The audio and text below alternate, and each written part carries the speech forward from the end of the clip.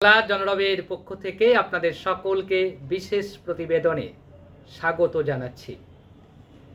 ভারতবর্ষে এখন অনেক খবর, এত খবরের ঘনঘটা, তার বিশ্লেষণ করতে বসলে কমপক্ষে বেশ কয়েকটি বিশ্লেষণ আমাকে করতে হয়, কিন্তু নানাভাবে অনিবার্য কারণবশত নানা সময়ের অভাব আছে, কিছু বাধ্যবাধকতা আছে, সেই জন্যে আমরা মাঝে মাঝেই ভিডিওটা করছি। আমরা ক্ষমা প্রার্থী আপনাদের, যারা আমাদের নিয়মিত অনুষ্ঠান দেখেন বা দেখতে চান তাদের কাছে। আমরা কয়েকদিনের মধ্যে বা কয়েক সপ্তাহের মধ্যেই বিষয়টি একটা সমানুপাতিকভাবে আমরা নিয়মিত ভিডিও করার চেষ্টা করব। এখন একটু সমস্যা হচ্ছে, তার জন্য ক্ষমা প্রার্থী। দিল্লিতে ডামাডোল অবস্থা চলছে। যে অমিত শাহ নিজেকে কাউকে ভয় করতেন না বলে দাবি করেছেন, সেই অমিত শাহকেও দেখা গেল আজকে মঙ্গলবার দিল্লির পার্লামেন্টের অ্যানেক্স হলের ভেতরে অলরেডি দরজা বন্ধ করে আর কি তেরঙ্গা, হর ঘর তেরঙ্গা একটা প্রোগ্রাম আছে না, হর ঘর তেরঙ্গা, এই প্রোগ্রামটা চালাতে দেখা গেল। হাতে তেরঙ্গা নিয়ে সাংসদদের নিয়ে, এনডিএ সাংসদদের নিয়ে উচ্ছ্বাস করতে দেখা গেল। উল্টো দিকে বিরোধীরা লোকসভার বাইরে দাঁড়িয়ে চিৎকার করছে। আজকেও লোকসভা চলল না, অর্থাৎ 20শে জুলাইয়ের পর থেকে লোকসভা এবং রাজ্যসভা কার্যত অবরুদ্ধ হয়ে রয়েছে, কোনো অধিবেশন হচ্ছে না। কেন হচ্ছে না, কী জন্য হচ্ছে না, কোথায় আটকেছেন, এবং রাহুল গান্ধীর বক্তব্য কী? রাহুল গান্ধীর বক্তব্য হচ্ছে যে সংসদের ভেতরে অমিত শাহকে আসতে হবে, অমিত শাহকে বলতে হবে, প্রধানমন্ত্রীকে বলতে হবে, ছাত্রদের উপরে যে তারা অত্যাচার করেছে তার বিবরণ তাদেরকে দিতে হবে। যে কোনো কারণেই হোক অমিত শাহ এবং নরেন্দ্র মোদী আসছেন না। কেন আসছেন না সে বিশ্লেষণ করতে গেলে অনেকটা সময় লাগবে, তার বিশ্লেষণ অবশ্যই আমরা করব। সংসদ অধিবেশন আর মাত্র 2 দিন হবে। আজকে যদি 11 তারিখ হয়ে থাকে তাহলে কাল 12-13 তারিখ পর্যন্ত হবে।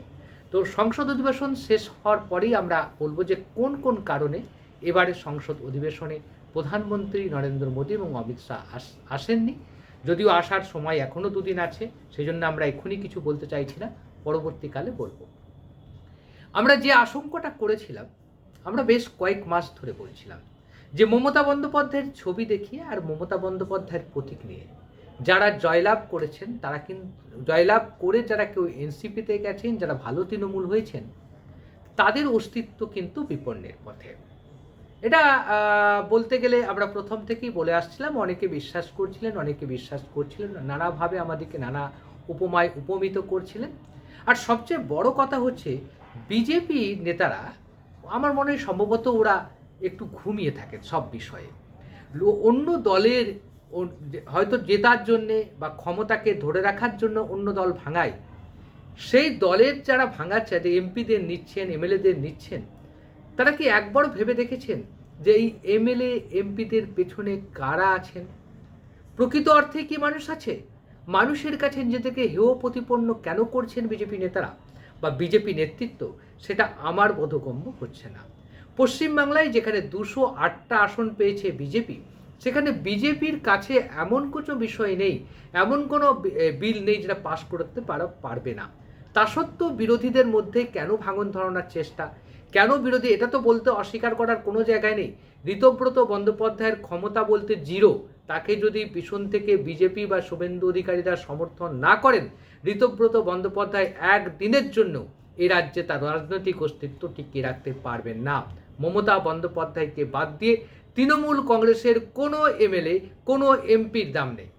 এটা, এই সহজ সমীকরণটা কেন বিজেপি নেতারা বুঝলো না, কেন বুঝতে চাইছেন না, কেনই বা নিচ্ছেন?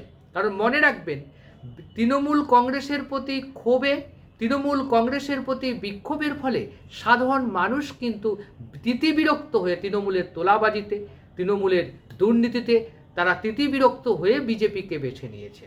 যে বিজেপি বলেছিলেন আমি আইনের শাসন প্রতিষ্ঠা করব, যে বিজেপি বলেছিলেন তোলাবাজি বন্ধ করব, কিন্তু দেখা যাচ্ছে তোলাবাজরা নিপুণভাবে, তৃণমূলের তোলাবাজগুলো নিপুণভাবে বিজেপিতে যোগ দিয়ে দিচ্ছে, যার ফলে কি হবে আগামী দিনে, আগামী ভবিষ্যৎ তার বলবে।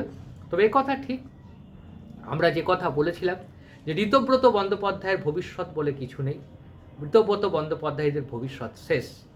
2টি ঘটনা আজকে ঘটেছে, এই 2টি ঘটনাই আপনাদের তুলে ধরব তুলে ধরে আজকের প্রোগ্রামটা আমরা আপাতত শেষ করব। আপনারা অবশ্যই দেখবেন, ভালো লাগলে লাইক করবেন, শেয়ার করবেন, সাবস্ক্রাইব করে আমাদের পাশে আপনারা দাঁড়াবেন, এটুকু কামনা করতেই পারি। একটা লাইক পছন্দ, একটা লাইক আপনারা দেবেন, দেখলেই পারে শেয়ারটা করবেন, মানুষের কাছে পৌঁছে দেবেন। নিরপেক্ষ দৃষ্টিভঙ্গি থেকে কথা বলার লোক খুব কম আছে, আমরা বলছি।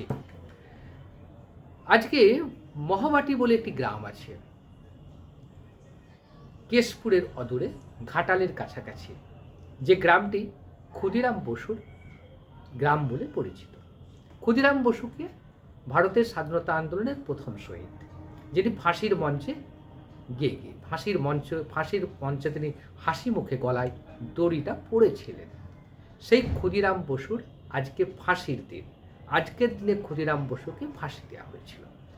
এই উপলক্ষে মহাবাটি গ্রামে, অর্থাৎ কেশপুরের মহাবাটি গ্রামে একটি সভার আয়োজন করা হয় ক্ষুদিরামের প্রতি সম্মান জানিয়ে, স্বাধীনতা সংগ্রামী ক্ষুদিরাম বসুর প্রতি সম্মান জানিয়ে একটা সভার আয়োজন করা হয়। সেই সভাতে যোগ দিতে গিয়েছিলেন কেশপুরের বিধায়ক শিউলি সাহা, যাকে ভালো তৃণমূল বলে পরিচিত, ঋতব্রত বন্দ্যোপাধ্যায়ের অনুগামী বলে পরিচিত, মমতা বন্দ্যোপাধ্যায়ের বিরোধী বলে পরিচিত। তাকে এখনো কেউ ডিম ছুঁড়েনি, তাকে এখনো কেউ গালাগালি দেয় না, চোর বলে গালাগালি দেয় না। আজকে তিনি যখন সভাতে গেলেন, অর্থাৎ মহাবাটি গ্রামে ক্ষুদিরাম বসুর স্মরণ সভাতে যোগ দিতে গেলেন, তাকে শ্রদ্ধাঞ্জলি নিবেদন করতে গেলেন, তখন কিছু মহিলা উঠে যে ভাষায় যেভাবে গালাগালি দিল আর যেভাবে বললেন শিউলি সাহা দূর হটো, শিউলি সাহা গো ব্যাক, তাতে আজ যাই হোক শাসক বিজেপি চেষ্টা করেও এই ভালো তৃণমূলীদের নিরাপত্তা দিতে পারল না। ভালো তৃণমূলীরা কিন্তু খুবই সংকটে পড়ে গেল। ওই সভাতে যাওয়ার কথা ছিল মুখ্যমন্ত্রী শুভেন্দু অধিকারী যাওয়ার কিছুক্ষণের মধ্যেই দেখা যায় সেই শিউলি সাহা মঞ্চ থেকে চলে যান। কারণ মুখ্যমন্ত্রী থাকাকালীন সময়ে তিনি যদি ওই মঞ্চ থেকে বেরিয়ে যেতে না পারতেন, তাহলে হয়তো আগামী দিনে তাহলে হয়তো মুখ্যমন্ত্রী সভা শেষ করে যাওয়ার পরেই শিউলি সাহার সংকটটা আরও তীব্র হতো। মমতা বন্দ্যোপাধ্যায়কে দেখে যেমন আজ শ্যামবাজারে চোর চোর স্লোগান উঠেছে, সেই স্লোগানটা কারা দিয়েছে, কোথা থেকে দিয়েছে, সেটা বিশ্লেষণের বিষয়, সেটা তো গবেষণার বিষয়। কিন্তু শিউলি শাহকে গো ব্যাক বলেছে, শিউলি শাহকে দুর্হটো বলেছে, শিউলি শাহ অনেক মানুষকে জ্বালিয়েছে। একজন বলেছে যে তার স্বামীকে তাকে পঙ্গু করে দিয়েছে এই শিউলি শাহ। এই কথাটা প্রকাশ্যে বলতে পেরেছেন মানুষ, এবং তাদের শিউলি শাহর নিরাপত্তা দিচ্ছে রাজ্য সরকার। শিউলি শাহ ভালো তৃণমূল হয়ে গেছে, বিজেপির সঙ্গে সংযোগ আছে, তারপরেও শিউলি সাহা সেখানে গালাগালি তাকে খেতে হলো। এইটাকে বলা হয় জনবিস্ফোরণ বা জনবিক্ষোভ, জনরোষ। এটা বললে কোনো অত্যুক্তি হবে না। মমতা বন্দ্যোপাধ্যায়কে দূর থেকে কে চোর চোর বলল, সেটা জনরস নয়। জনরস হচ্ছে ক্ষমতার কেন্দ্রবিন্দুতে থাকা, ক্ষমতার কাছাকাছি থাকা ব্যক্তিকে যখন প্রশ্ন করবে, ক্ষমতার কাছাকাছি ব্যক্তিকে যখন বলবে দুর্হট শিউলি সাহা, তখন সেটা বলা যেতে পারে, সেটাই হচ্ছে প্রকৃত জনরস। আরেকটা ঘটনা বলি, এখানেই শেষ নয়। গতকাল রাতে যে ঘটনাটা ঘটেছে, জগদীশ বসুনিয়া কোচবিহার লোকসভা কেন্দ্রের সাংসদ, তৃণমূলের প্রতীকে জিতেছেন, মমতা বন্দ্যোপাধ্যায়ের সমর্থন নিয়ে জিতেছেন, মমতা বন্দ্যোপাধ্যায়ের ছবি দেখিয়ে জিতেছেন। সেই জগদীশ বসুনিয়া মমতা বন্দ্যোপাধ্যায় হেরে যাওয়ার পর 4 তারিখের পর 5 তারিখ থেকে তিনি হয়ে গেলেন বিদ্রোহী তৃণমূল এমপি। পরবর্তীকালে কাকুলি ঘোষ দস্তিদারের সঙ্গে যোগ দিলেন এনসিপিআই। এই এনসিপিআইয়ের সাংসদ, তার এত ক্ষমতা, এত জনপ্রিয় নেতা তিনি কিন্তু এই দিল্লিতেই ছিলেন এতদিন, দিল্লি থেকে গ্রামের বাড়ি আসতে পারেননি। আমার মনে হয় মাস দুয়েক আগে একবার এসেছিলেন, তাও ওই কোচবিহার শহর এসেছিলেন। সেই শহর থেকে গো ব্যাক স্লোগান তুলে পালিয়ে গেছিলেন। গতকাল তিনি সকালের দিকে বিকেলের দিকে তিনি পৌঁছান। তিন সস্ত্রীক, তার স্ত্রী আবার সঙ্গীতা বসুনিয়া, তিনি আবার সিতাইয়ের এমএলএ, যে সিতাই ফজলে হকের মতো নেতার জন্ম দিয়েছিলেন, সেই সিতাইয়ের এমএলএ, ওই কি যেন বললাম নামটা, ওই ভদ্র মহিলা। তো সেই ভদ্র মহিলা সিতাইয়ের এমএলএ, সিতায়ের এমএলএ জগদীশ বসুনিয়ার ওয়াইফের নাম হচ্ছে সঙ্গীতা বসুনিয়া। সেই সঙ্গীতা বসুনিয়া আর জগদীশ বসুনিয়া, সঙ্গীতা ছিলেন কলকাতায় আর জগদীশ বসুনিয়া ছিল এতদিন দিল্লিতে। এবার যত যাই হোক বাড়ি যেতে হবে, গুরুত্বপূর্ণ কিছু কাগজ ছিল, সেই কাগজটা নেওয়ার জন্যে বাড়ি গেছে। বাড়ি যে কোথায় বাড়ি, সিতায়ের বাজারের কাছে তাদের বাড়ি ছিল। সেই বাড়িতে যে পৌঁছেছেন চুপি চুপি, কিন্তু পাঁচ কান হয়ে গেছে, মানুষের মধ্যে কথা তো লুকিয়ে থাকতে পারে না যে এমএলএ সাহেব এসে গেছেন, এমপি সাহেব এসে গেছেন, বাবা আর রাখা যাবে না এদিকে। সবাই ডিম নিয়ে চলে এসছে সাংসদ আর বিধায়ককে তাড়া করবে বলে, চিৎকার চেঁচামেচি স্লোগান দিতে শুরু করে। রাত্রি 12টা নাগাদ ঢুকেছিলেন, চুপি চুপি ঢুকেছিলেন রাত 12টার সময়। কে?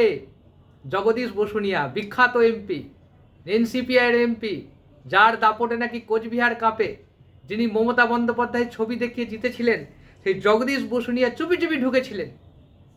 আবার রাত্রি 12টায় ঢুকেছেন, যে না কেউ চিনতে না পারে, কাকপক্ষী টের না পায়, কিন্তু রাত 2টোর মধ্যেই পুলিশি নিরাপত্তা নিয়ে পাগার পার হতে হয়েছে, ওই এলাকা ছেড়ে পালিয়ে যেতে হয়েছে। যাবার সময় নয়, পরবর্তীকালে সাংবাদিকদের তিনি টেলিফোনে বলেছেন, অশান্তি যাতে না হয় তার জন্য আমি গ্রাম ছেড়ে চলে এলাম। এটা অশান্তি নয়, এটা জনরোষ। মানুষ আপনাকে জিতিয়েছে বিজেপি বিরোধিতা করার জন্য, মানুষ আপনাকে জিতিয়েছে মানুষের কথা বলার জন্য, মানুষ আপনাকে জিতিয়েছে মানুষের স্বার্থে কথা বলার জন্য, মানুষ আপনাকে জিতিয়েছে সাম্প্রদায়িক সম্প্রীতির জন্য, মানুষ আপনাকে জিতিয়েছে বিজেপির বিরোধিতার জন্য। তারপরেও আপনি জেতার পরে দিল্লিতে গিয়ে বিক্রি হয়ে আপনি যখন যেই সরকারের বিরুদ্ধে মানুষ ভোট দিয়েছে সেই সরকারকে যখন সমর্থন করেন, তখন মানুষকে সেটা পছন্দ করে না। মমতা বন্দ্যোপাধ্যায়কে ছেড়ে গেছেন, মমতা বন্দ্যোপাধ্যায়ের প্রতীককে দেখিয়ে জিতেছেন, মমতা বন্দ্যোপাধ্যায়ের প্রতি সামান্যতম সৌজন্যতা দেখাতে রাজি হননি শিউলি সাহা, সঙ্গীতা বসুনিয়া, জগদীশ বসুনিয়া। তার পরিণতি কি হতে পারে সেটা স্পষ্ট হয়ে গেছে। জগদীশ বসুনিয়া, সঙ্গীতা বসুনিয়া এবং শিউলি সাহাদের পরিণতি দেখে সবাই চমকে উঠছে। বাকি 60 জন বিধায়কের পরিণতি কি হতে পারে সেটা একবার কল্পনা করুন। আগামী দিনে যে কথা কুণাল ঘোষ বলে থাকে, যে ক্ষমতা থাকে পুলিশের ওই নিরাপত্তা ছেড়ে সাধারণ নাগরিকদের কাছে যে কথা বলুন, নাগরিকের কাছে পৌঁছে বলুন, আমি মমতা বন্দ্যোপাধ্যায়ের সঙ্গে বেইমানি করেছি, মমতা বন্দ্যোপাধ্যায়ের সঙ্গে গদ্দারি করেছি। তারপর যদি মানুষ মেনে নেয়, নিরাপত্তাহীনভাবে যে যদি মানুষের কাছে কথা বলতে পারেন, তাহলে বিশ্বাস করে নেওয়া হবে যে আপনারা সত্যিই মমতার প্রতীক ছাড়াও জিততে পারবেন। নচেত আপনারা শূন্য, আপনারা বুদবুদ, আপনাদের কিচ্ছু নেই, শুধুমাত্র ফ্যানাটা রয়েছে। একটা সময় এই ফ্যানাটা জলেতে মিশে যাবে, বেলুন ফেটে যাবে, সব কিছু শেষ হয়ে যাবে। সেই পথেই এগিয়ে যাচ্ছে ঋতব্রতপন্থী বিধায়করা, সেই পথেই এগিয়ে যাচ্ছে কাকলিপন্থী সাংসদরা। আপনারা কি ভাবছেন? আপনাদের মতামতের প্রত্যাশা রইলাম। আজ এই পর্যন্ত, আবারও দেখা হবে অন্য কোনো বিষয় নিয়ে।